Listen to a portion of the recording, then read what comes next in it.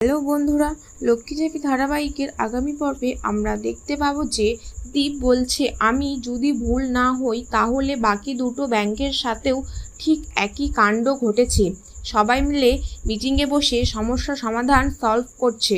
ঝাঁপি বলে, আমি ক্লু পেয়েছি, সুন্দরপুর হাট, শ্রবণঘাট আর চিয়াতরা, এই তিনটি জায়গায় ইন্দ্রনগরের বর্ডারের সঙ্গে কানেক্ট। উজ্জয়িনী ম্যাডাম বলছে, আমি দেখছি। ঝাঁপি বলছে, দেখছি মানে? কিছু তো একটা করতেই হবে, আর আমিও যাব তোমাদের সঙ্গে। উজ্জয়িনী ম্যাডাম বলে, আপনি যাই কি করবেন?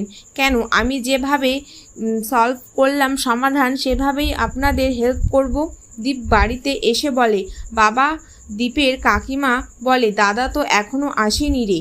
কাকিমা, আমি একটা কাজে কলকাতায় যাব, আসলে বাবাকে বলে দিও তো আমি 2-3 দিন পর আসবো।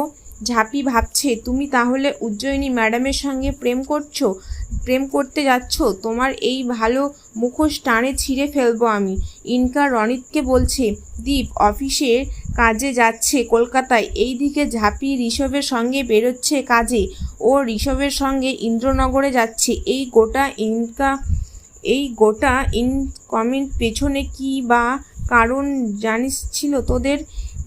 এইভাবেই ইনকা ফোন করে বলে, সুধাময়ী বাবু, আমি দুজনের ছবি দিচ্ছি, আপনি আপনার ছেলেদের ব্যবস্থা করতে বলুন। দীপ ও উজ্জয়িনী ম্যাডাম একটা হোটেলে এসে রুম বুক করে। একটা রুম বুক।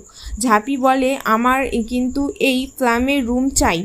দীপ একটা ফুলের তোড়া দিল উজ্জয়িনী ম্যাডামকে, সেটা থেকে ঝাঁপি খুব রেগে যায়। ইনকা বলে, ফিনিশ করে দাও দুইজনকেই। জানতে হলে অবশ্যই আমার চ্যানেলটিকে সাবস্ক্রাইব করো।